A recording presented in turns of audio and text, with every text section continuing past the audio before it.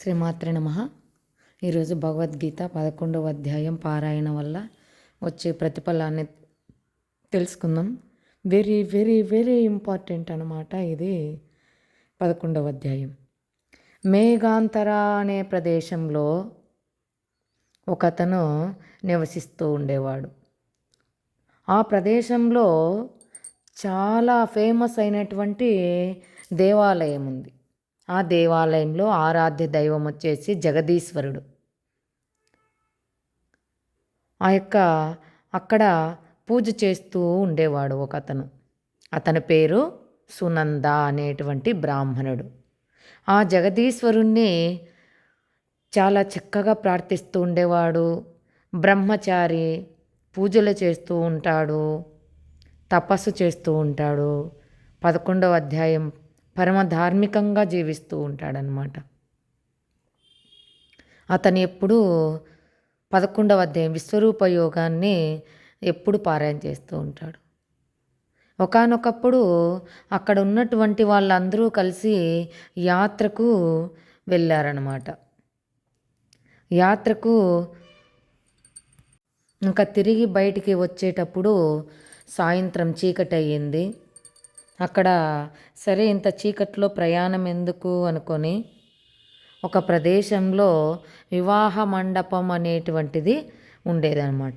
అందులో యాత్రికులందరూ కూడా ఆ రాత్రిపూట రెస్ట్ తీసుకోవాలని ఆ గృహంలోకి వెళ్ళి పడుకున్నారు. ఈ సునంద పొద్దున్న లేచేసరికి ఎవ్వరూ లేరనమాట. అతను ఒక్కడే ఉన్నాడు. ఏమయ్యా, ఎవరైనా చూసారా? ఇలా మాతో పాటు వచ్చిన మా ఫ్రెండ్స్ కనపడలేదండి, మా బంధువులు ఇట్లా ఎంతోమంది అందరం కలిసి వచ్చాం, నాతో వచ్చిన వాళ్ళు ఎవరు కూడా లేరు అంటే ఎవరు ఏమీ చెప్పలేదు అక్కడ అనమాట. సరే, ఆ ఊర్లో అందరిని అడిగితే ఇంకా గ్రామ పెద్ద దగ్గరికి వెళ్ళాడు. ఆ గ్రామ పెద్ద కూడా చెప్తున్నా, అయ్యా మీరేమనుకోనంటే ఒక సలహా ఇవ్వనా? మీరు నిత్య నైమిత్తిక కార్యక్రమాలు చేసేవారు, బ్రహ్మచారి, మీరు బాగా పూజలు వ్రతాలు చేస్తూ ఉంటారు. మీరు ఈ విధంగా ఆధ్యాత్మిక ప్రవచనాలు చెప్తూ ఉంటారు. మీరు అలా చెప్పడం వల్ల మీరున్నటువంటి ప్రదేశం కూడా పవిత్రమవుతుంది. ఎందుకయ్యా దిగులు? స్వామి, మీరు ఏమి గాబరా పడకండి. మీరు ఇక్కడే ఉండి ఆ యొక్క ప్రసంగాలన్నీ చెప్తూ ఉంటే మేమందరము సంతోషంగా ఉంటాము అని అన్నాడు.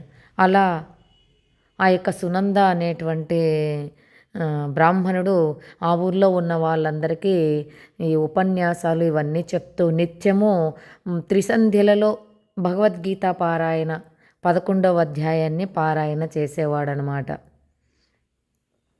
అలా 8 రోజులు అలా సత్సంగము భగవద్గీత పారాయణ జరిగిందో లేదో 8వ రోజు ఒక రైతు పరిగెత్తుకుంటూ వచ్చాడంట. స్వామి, మీరు మా అబ్బాయిని కాపాడండి కాపాడండి.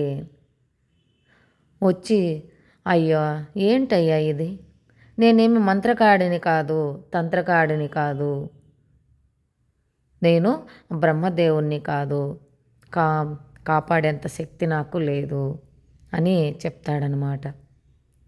అప్పుడు ఆ రైతు ఇలా చెప్తున్నాడు, అయితే వినండి స్వామి, నేను చెప్పే కథ అంతా విని తర్వాత మీరు చెప్తురు అంటాడు. అయ్యా, ఈ ప్రదేశంలో ఒక రాక్షసుడు ఎప్పటి నుంచో ఉంటున్నాడు. ఆ రాక్షసుడు అందరినీ చంపి జనులను భయభ్రాంతులకు గురి చేసి అందరికీ ఎంతో బాధలు కలిగిస్తూ ఉన్నాడు. అప్పుడు ఊరందరం కలిసి ఆ రాక్షసు దగ్గరకు పోయి, అయ్యా నువ్వు ఇలా చేయటం తప్పు, మమ్మల్ని అందరినీ చంపి ఎండలేని బాధకు గురి చేస్తున్నావు. ఒక డీల్ మాట్లాడుకుందాం. ఒకవేళ అనుకోని వ్యక్తి ఎవరైనా కానీ యాత్రకు వస్తే వాళ్ళకి ఒక గృహాన్ని కేటాయిస్తాం. ఆ యాత్రికులు మాత్రమే అందులో నివాసం ఉంటారు, మిగతా వాళ్ళు ఉండరు. కానీ నువ్వు ఆ యాత్రికులు నివసించేటువంటి గృహంలో ఉన్నటువంటి వాళ్ళను మాత్రమే భక్షించాలి, ఊరి వైపు ఇక్కడికి రాకూడదని మాట్లాడుకున్నామయ్యా.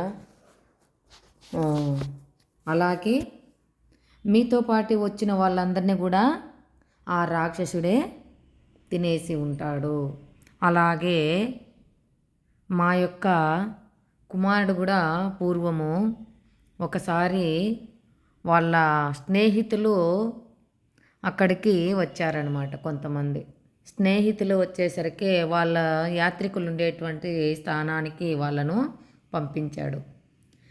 నాన్నగారితో ఇలా భోంచేస్తూ, నాన్నగారు నా ఫ్రెండ్స్ వచ్చారు, అలా యాత్రికులు ఉండేటువంటి చోట వాళ్ళు ఉన్నారు, వాళ్ళు పలకరించి వస్తాను అన్నాడు. అయ్యో, అక్కడికి పంపించావా?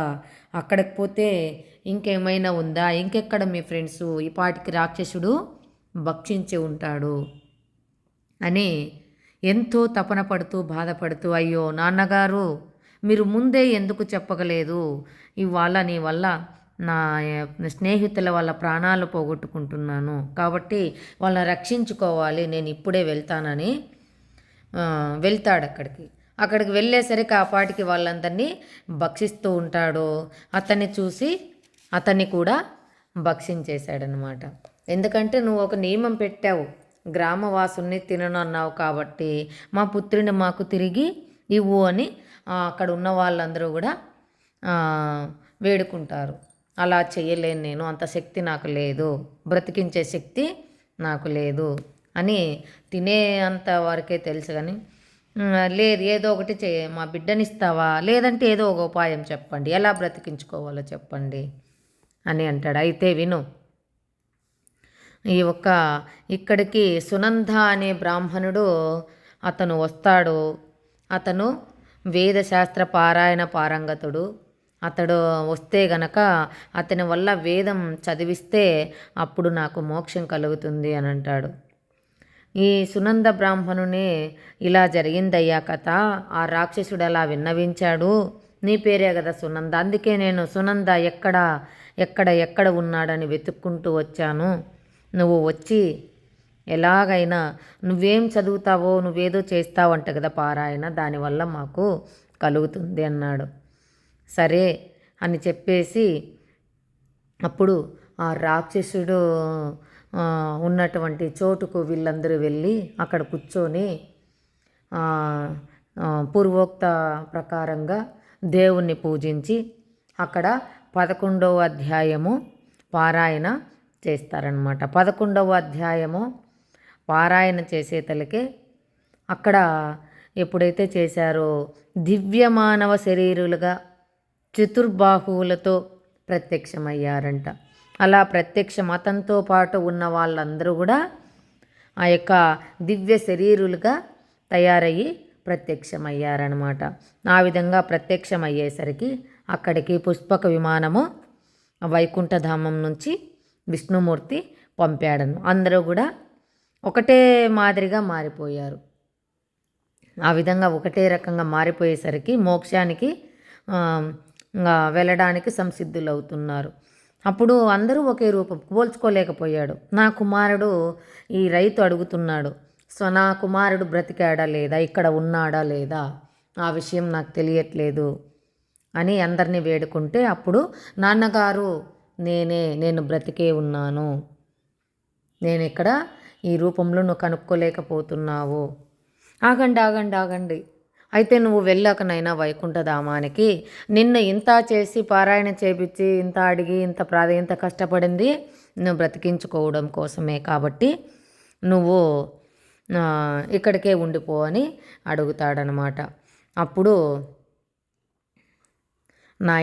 నాన్నగారు, ఎన్నో జన్మల పూర్వకృత పుణ్యం వల్లనే నువ్వు నాకు తండ్రిగా జన్మించావు, కాబట్టి నీ వల్లనే నాకు ఈరోజు మోక్షము కలుగుతూ ఉంది. ఎన్నో జన్మల నుంచి పరితపిస్తున్నటువంటి కోరిక ఇప్పటికీ నెరవేరింది.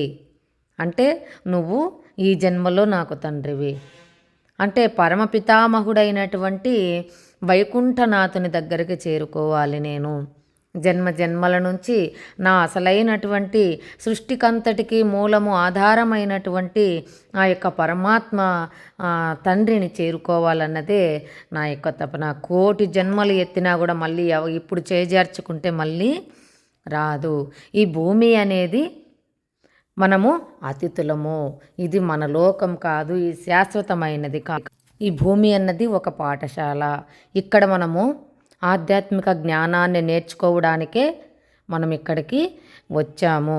అంటే కోటాను కోట్ల జన్మలలో పరితపిస్తూ ఈ యొక్క గమ్యానికి చేరుకోవడానికే నేను పరితపిస్తూ ఉన్నాను. ఇప్పటికీ నెరవేరింది, కానీ ఇది చేజార్చుకుంటే మళ్ళీ నాకు ఈ అవకాశము రాదు అని చెప్పేసి అతను మనం ఇక్కడికి వచ్చిన అతిథులము, ఇది మన సొంత స్థానము కాదు. మన యొక్క వైకుంఠ నాథుడే మన పరమ పితామహుడు. వైకుంఠధామమే మన యొక్క స్థానము. అక్కడికి చేరుకోవాలని ప్రతి ఒక్క జీవి కోరుకోవాలని చెప్పేసి వెళ్ళిపోతారు వైకుంఠధామానికి. అప్పుడు రైతు బాధపడుతూ సునందను అడుగుతాడు, ఏంటి నా కొడుకుని నమ్ముకొని నేను ఇంత చేశాను, కానీ నన్ను వదిలేసి వెళ్ళిపోయాడు అని బాధపడుతూ ఉంటే అప్పుడు సునంద వచ్చేసి రైతును, ఏం చేద్దాం, నువ్వు నేను ఇద్దరం కూడా 11వ అధ్యాయం పారాయణ చేద్దామని చెప్తారు. ఇద్దరు కూడా ఇలా పారాయణ చేస్తూ చేస్తూ అంత్యకాలమందు వాళ్ళను కూడా మోక్షం పొందుతారు. వాళ్ళని తీసుకెళ్ళడానికి దివ్య శరీరులుగా ధరించిన వాళ్ళై ఆ పుష్పక విమానంలో ఆ వైకుంఠధామానికి అంత్యకాలమందు చేరుకుంటారు. 11వ అధ్యాయము నిరంతరము పారాయణ చేస్తే వాళ్ళు కూడా వాళ్ళ పాపక్షయమయ్యి వాళ్ళందరూ కూడా వైకుంఠధామానికి చేరుకుంటారని ఈ కథ మనకు తెలియజేస్తుంది. శ్రీమాత్రే నమః.